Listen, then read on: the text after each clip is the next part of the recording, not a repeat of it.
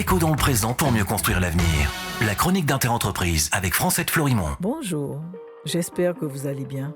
Qu'est-ce donc que ce parcours pas à pas vers la reconnaissance proposé par le président de la République dans la droite ligne de la pensée du philosophe français Paul Ricoeur?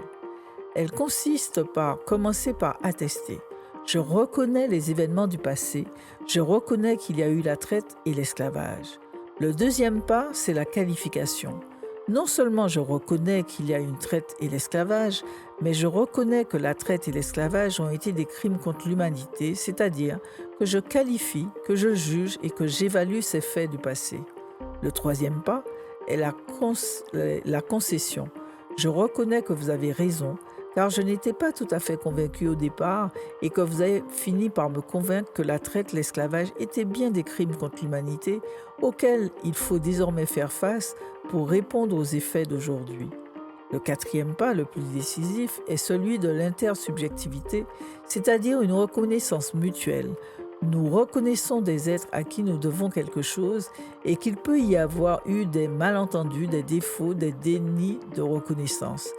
Ce parcours de la reconnaissance est de reconnaître que les captifs africains mis en esclavage dans les colonies n'ont pas été regardés comme des êtres humains ni des êtres dignes de respect mutuel.